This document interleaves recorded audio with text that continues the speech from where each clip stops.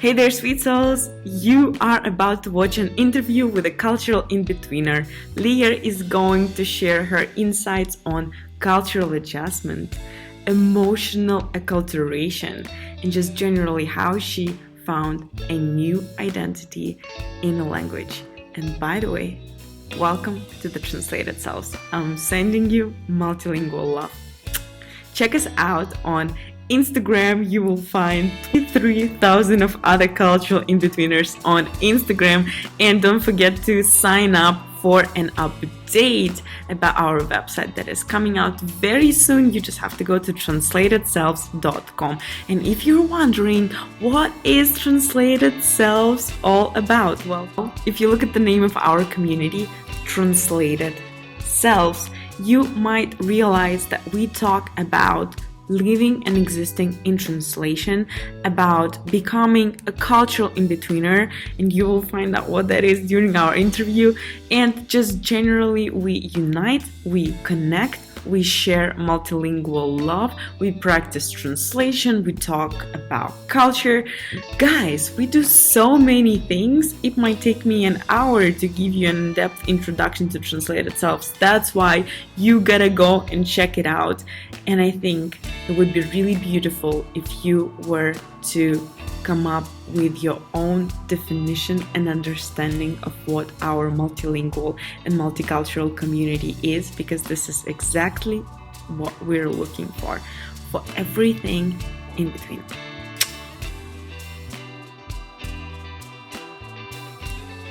Hey there, sweet souls! How are you doing? Today we have Leah with us. She has a page on Instagram called The Global Bones, and I bet you will enjoy the content that she's putting on. Hey there, Leah! Hey! I think we should start with you just telling us more about what kind of content you put on your page and what topics you like to talk about. So my page is about intercultural relationships, relating cross-culturally, and I have my experiences from moving abroad as a 19-year-old, and then I moved back home and I moved abroad again. And I also studied intercultural communication. So I just find it really interesting, like the processes we go through when we move abroad and relate to people from other countries, what we can learn and how we can grow through those relationships. That's awesome. So it sounds like you've had a lot of moving happening. Can you walk us through this whole story of you moving abroad, moving back, and... Yeah, well, when I was 19, I moved to the Philippines by myself, and I worked as a volunteer for a few years, and it totally changed me because I lived with Filipinos, and I had mostly Filipino friends, few foreigners, and I sort of...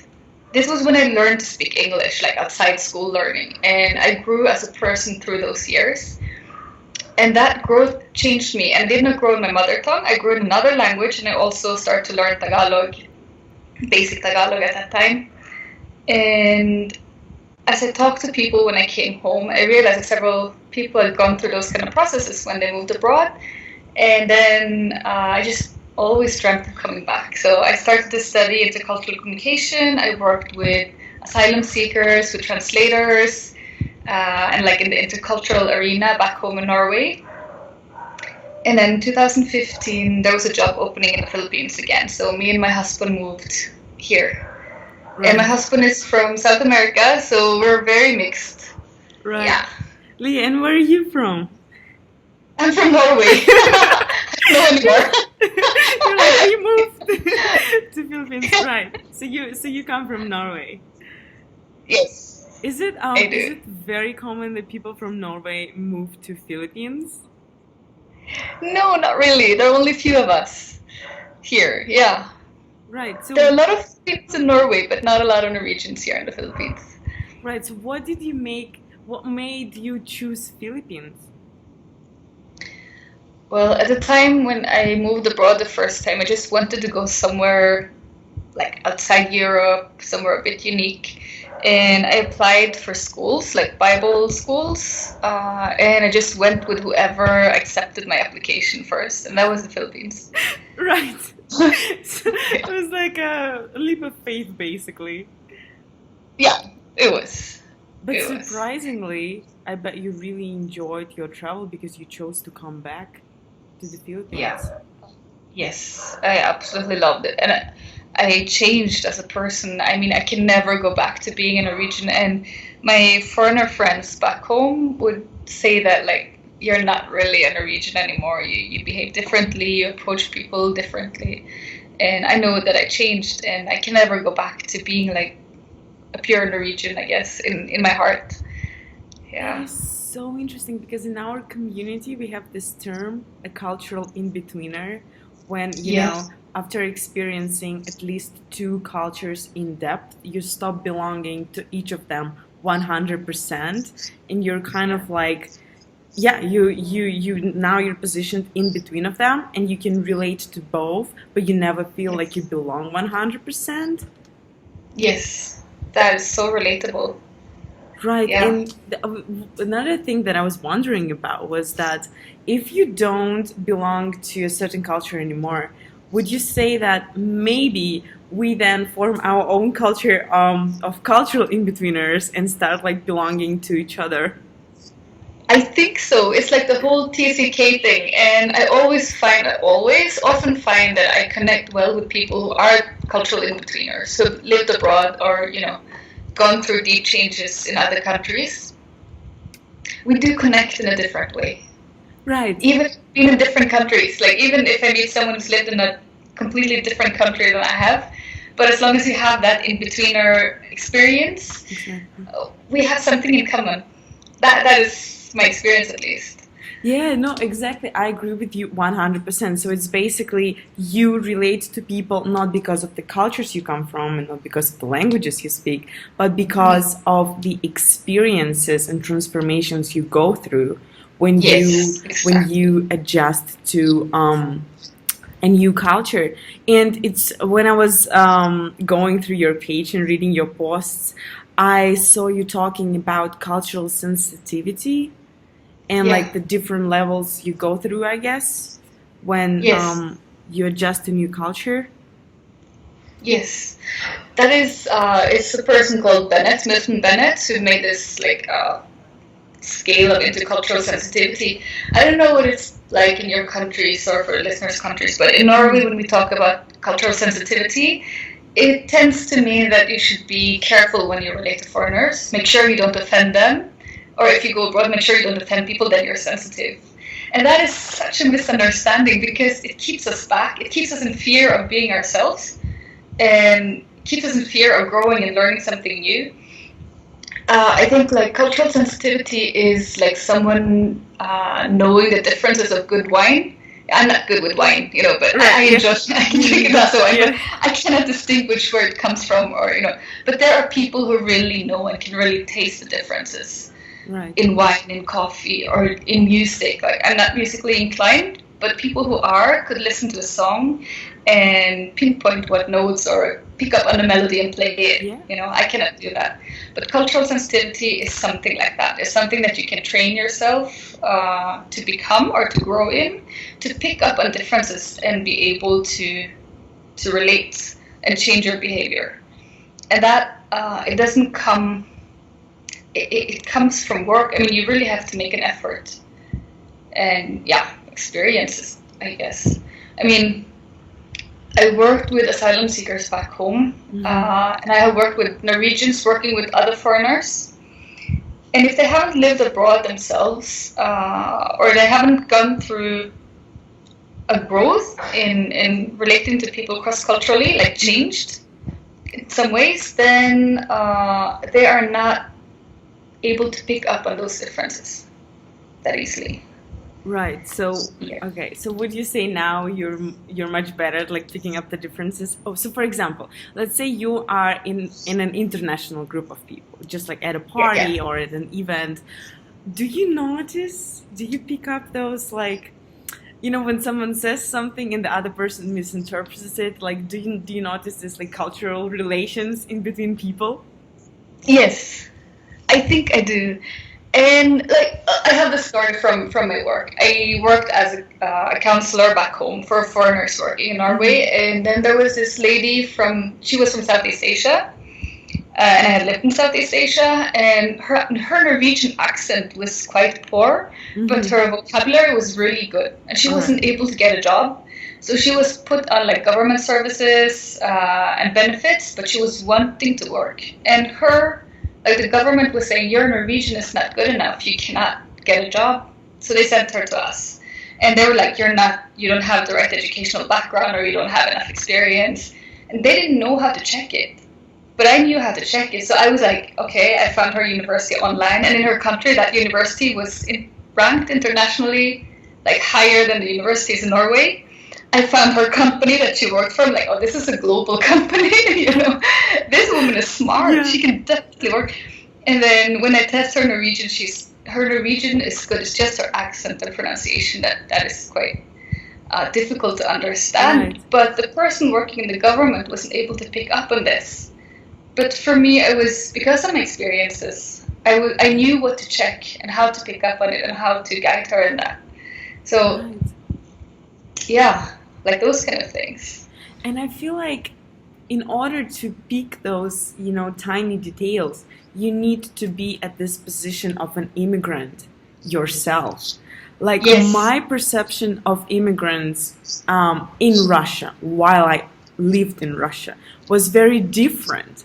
Um, and then after I moved abroad and I saw, like I put myself into the same position, I saw them completely different.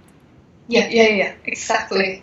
It's like you really need to go through that humbling experience of having to learn everything from scratch as if you're a child, and in order to see how stressful it can be for someone to move to a new country, and that it really Yes. takes time, and also to realize that the way they see the world can be Yeah. very different from how you see the world. Yes. Exactly. And it's that experience as a foreigner that changes us Yes. and makes us able to see others in that situation. And I Yeah. also, I know that you studied a Tagalog with, like with a teacher, Yes. and that you chose to talk about sensitive topics or something like that. It's like you were trying Yeah. to connect the languages and the emotion and to like feel the culture. Can you walk us through that? Yeah. Uh, I picked up on Tagalog when I lived here as like a 19-year-old, Mm-hmm. but it's a difficult language to learn. It's one of the like Right. difficult languages to learn. The grammar is quite complicated. Um, so when I came back in 2015, I studied with teachers, like one-on-one classes. Mm-hmm. And I knew from my work back home and from my previous learnings that when you learn language, you have to connect it to your personal experience and your emotions. And if you just learn like how to order a meal or how to go by public transportation, then you're not internalizing the language. So Right. internalizing the language means to connect it to your personal experiences and your emotions. And that is so difficult. It's so difficult because that means opening up about topics to someone you don't know because you don't know your teachers that well usually. Opening up about things that you probably wouldn't open up that early on in a relationship with someone else. Right. For me, that was a choice. Like I started to tell my life stories in Tagalog quite early, and I didn't have the vocab to give the nuances that I would have given in Norwegian, Right. and I also didn't have the nuances to protect myself. Like you have feelings related to those experiences, and when you speak your own language, you can sort of protect yourself with the words you choose. Yeah. But once you choose to do that in a language you don't really master yet, then it becomes so raw. And Exactly. it's like what you said, it's a very humbling experience, but it's also an experience where for me I learned to take a different perspective on my own life story through another language. And I also chose to do when I had new experiences in the Philippines, I brought that to the language school first and processed it in Tagalog first. Not in Norwegian, not in Mm. English, but in Tagalog first, so that my first processing is in the target language. And that connected the language to my emotions. And I was able to internalize it and make it part of me from the start. Because usually what I see is that people wait until they're fluent, or they want to be fluent before they do that. And I think if you start doing that before you're fluent, then you grow together with the language, or in the language and in the culture in a different way. Because you also get, like, we have this default need to be understood and to feel that other person understands us and listen to us. And being misunderstood, or feeling that you're misunderstood when you're vulnerable is hard. Yeah. And when we listen and respond in different cultures, we do that differently. So opening up means opening up to a different way, to someone responding in a different way than what you're used to when you're sharing something that's valuable for you. Like different facial expressions, different body language, different verbal responses, sometimes silence when you wanted a verbal response, sometimes a verbal response that you didn't expect, sometimes questions that are too personal for you, and then you just have to deal with that. And that is how you learn to relate to other people. So when someone from that culture starts to build a relationship with you, if you have done that yourself, you have sort of seen an example of how to respond in those kind of situations. And it helps in the process of adjusting later. Yeah, I think this is an amazing advice for our sweet souls. I think I'm going to take your advice now, even for myself.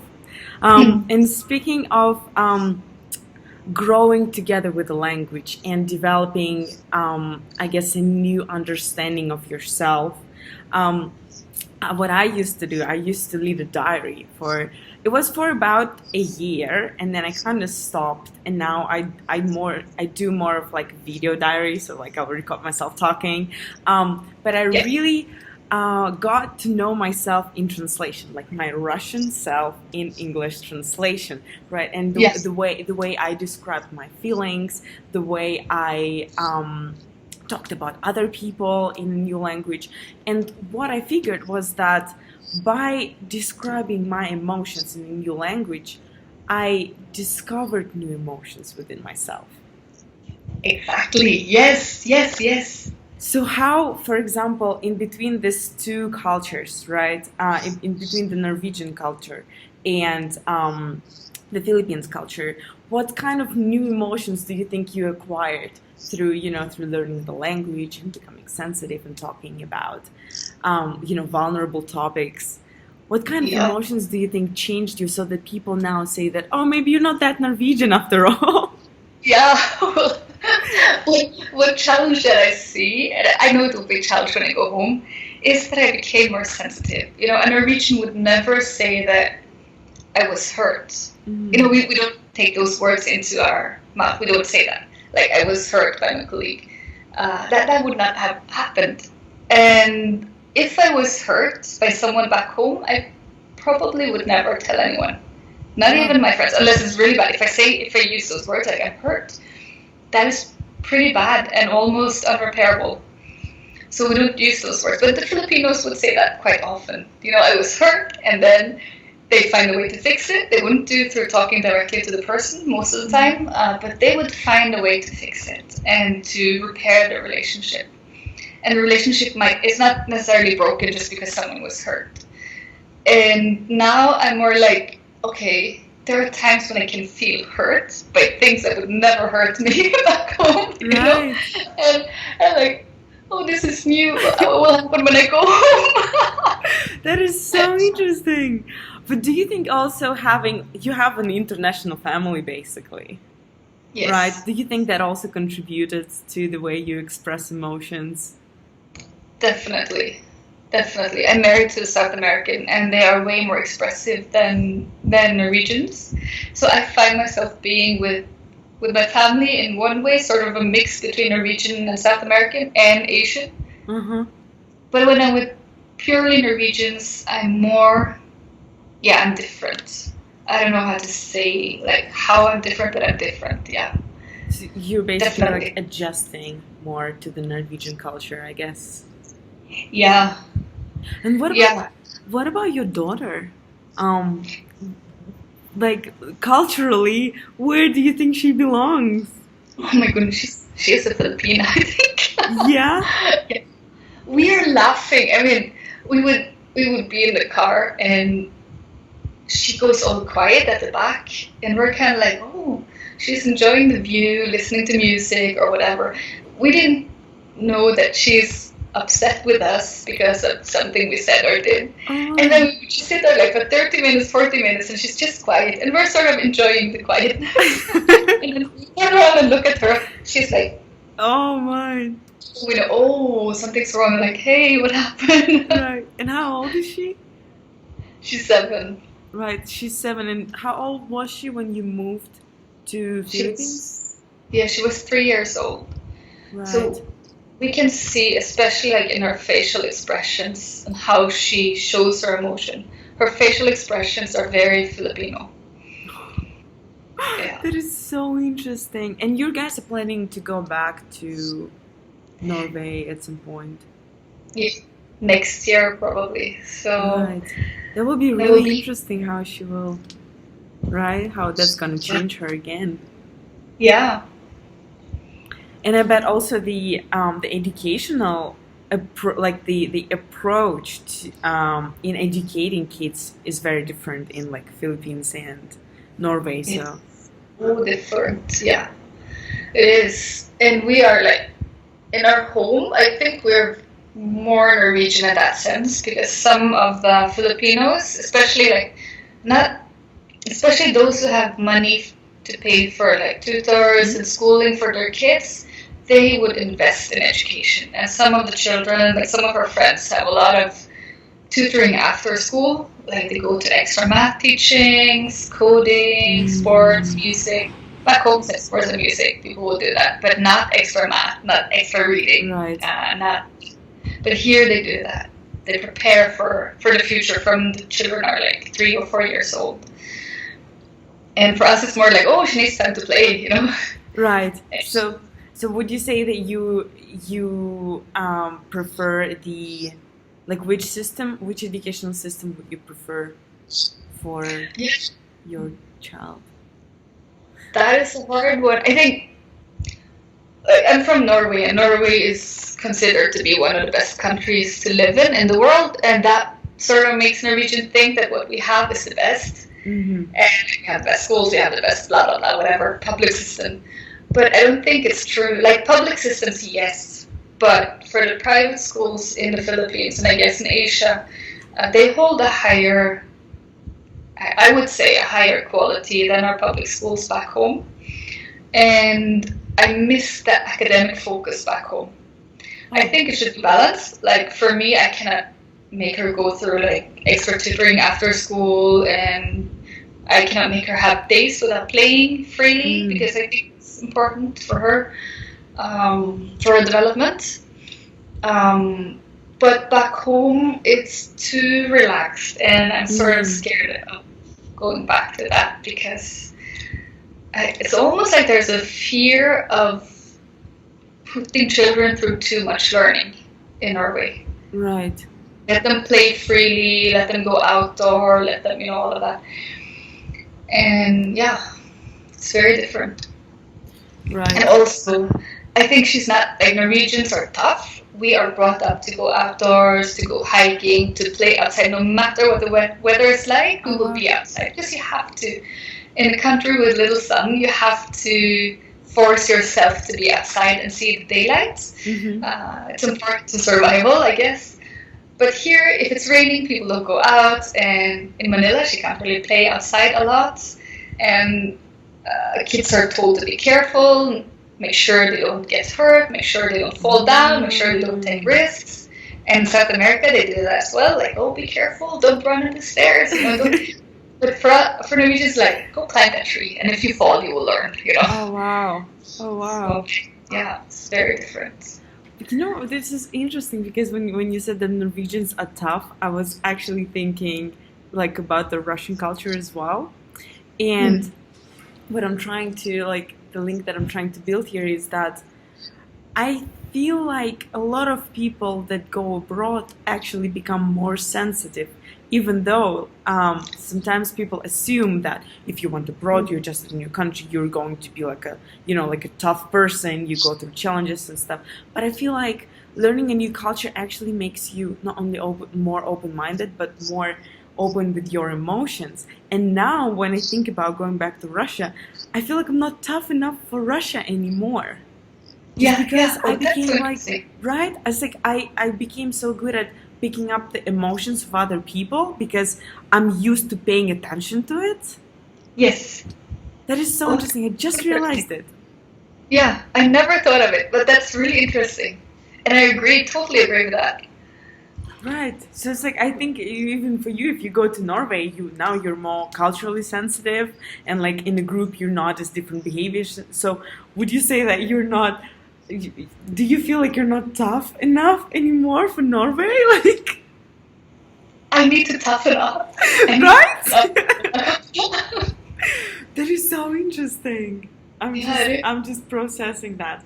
Um, anyways, while we both are processing this new realization, I would like to talk about emotional acculturations. Like I saw the post on your page about that, and I think it will be really interesting for our members to know about it.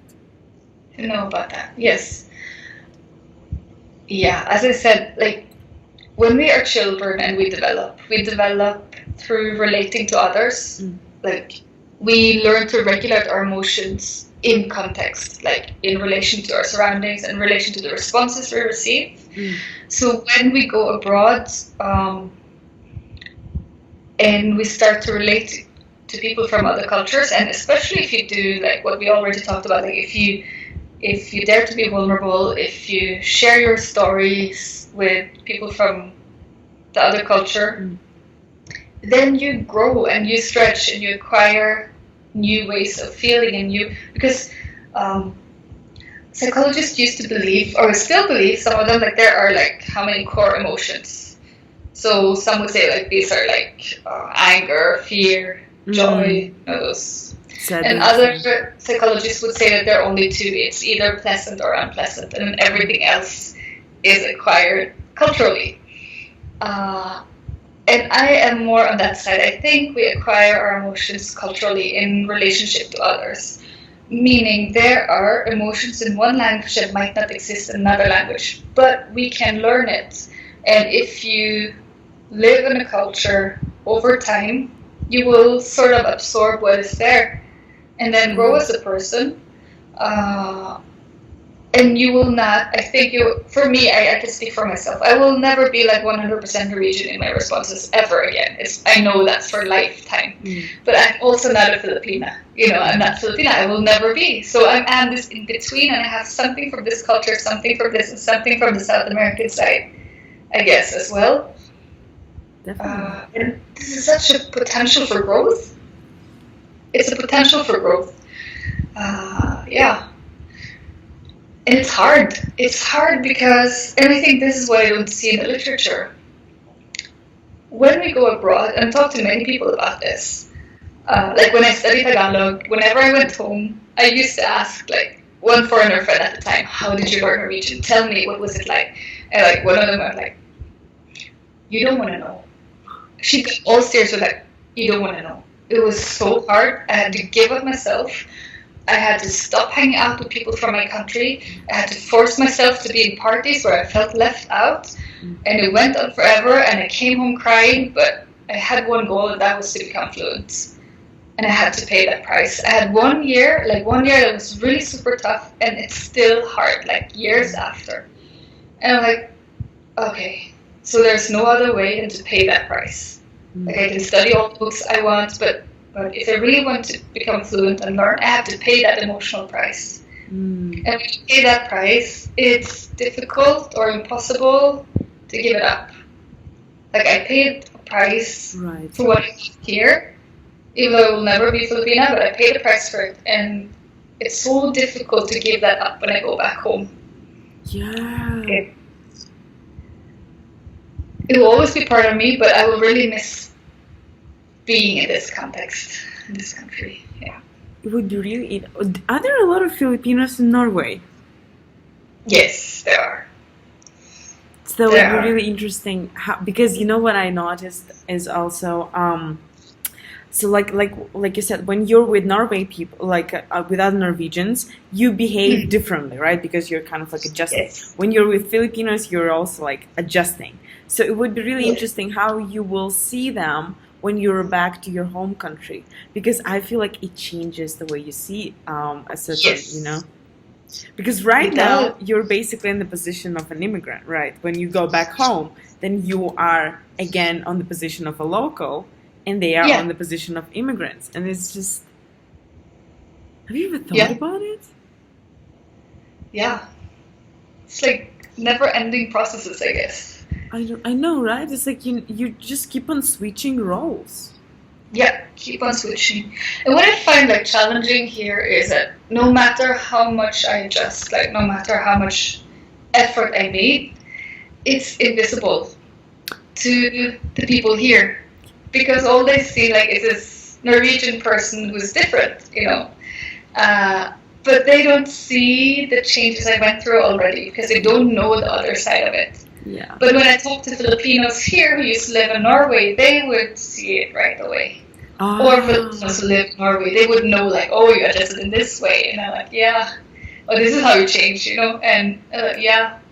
But Filipinos here who haven't lived abroad and don't relate a lot to foreigners don't. It's just invisible, and that is difficult for me. Like I never become. I don't want to be. I'm a Norwegian, but and I don't want to lose myself because that could happen as well. I want to right. grow, expand, not replace. Like so, when we acquire another culture, it's not like replacing your hard drive on a computer and Yeah. then you're someone else. It's more like adding. You grow. You don't want to Exactly. replace. It's like adding a different So angles to look at.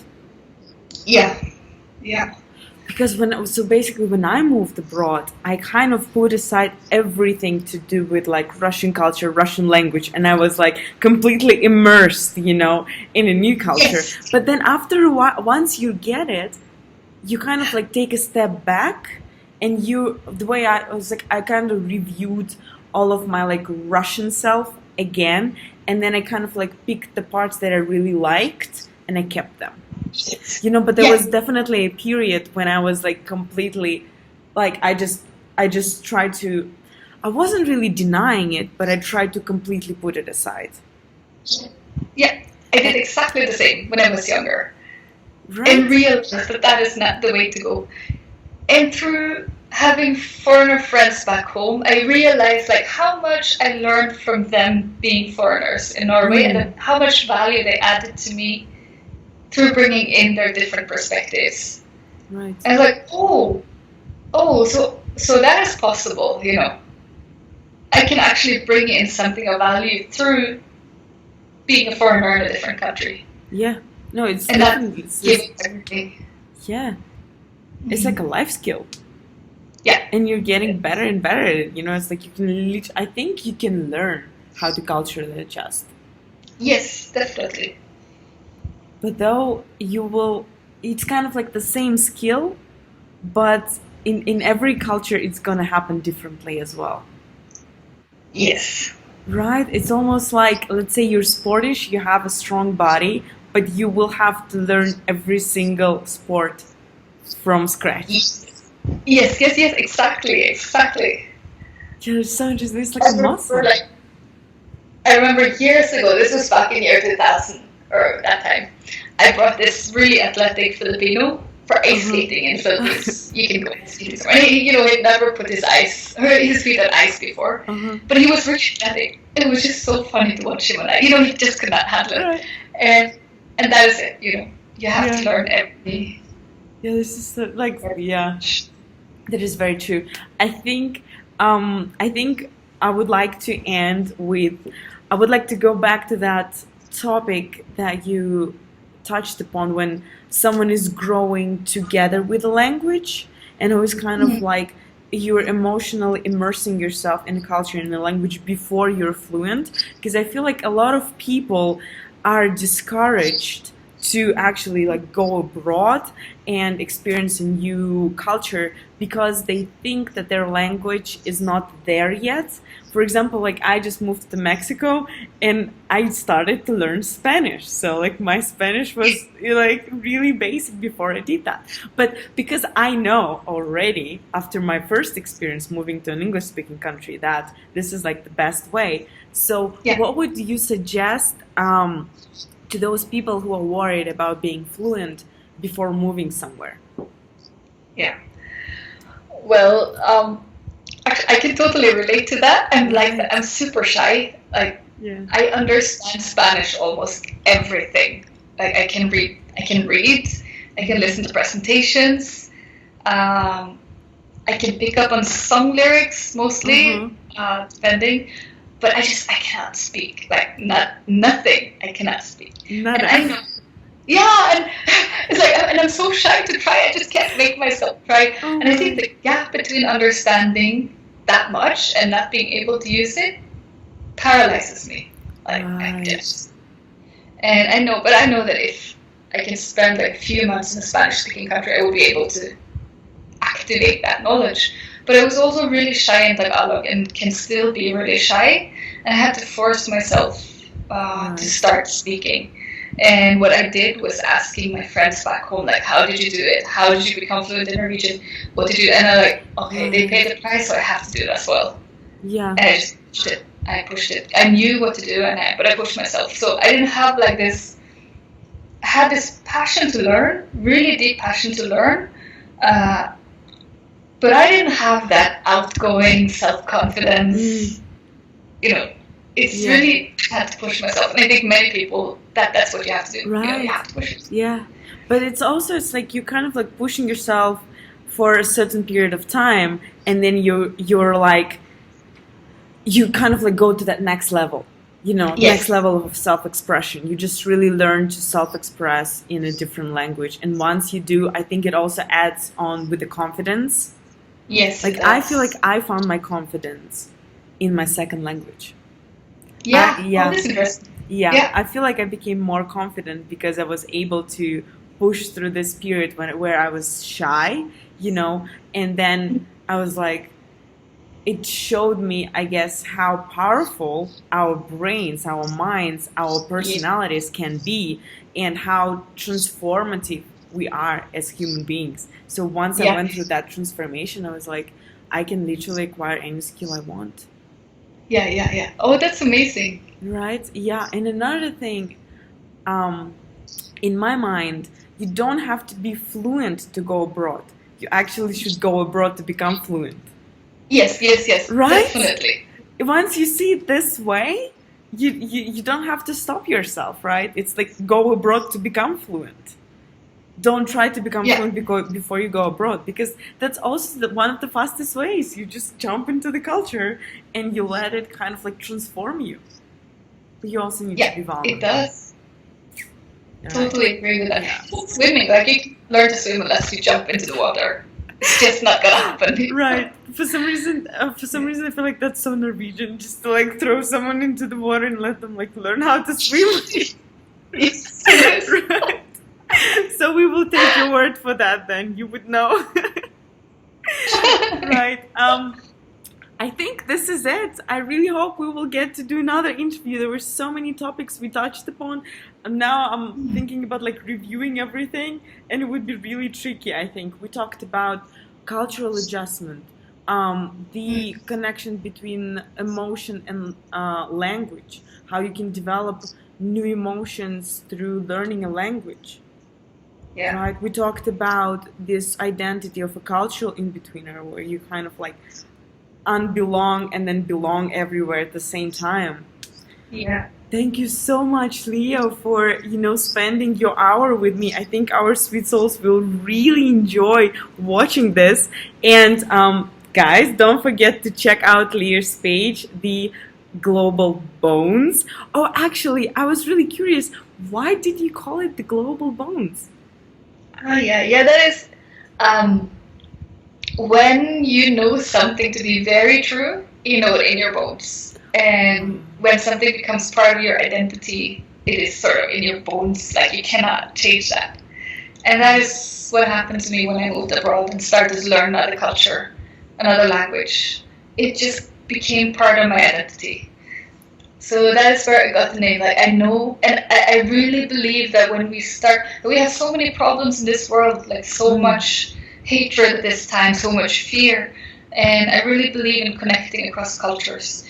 I believe it in my bones. Like, I believe with all my heart that when we relate cross-culturally, we build empathy, we build understanding, we learn to work together. And I am convinced that when we do that, we can create synergies that we cannot create if you just stay within your own culture and your own language.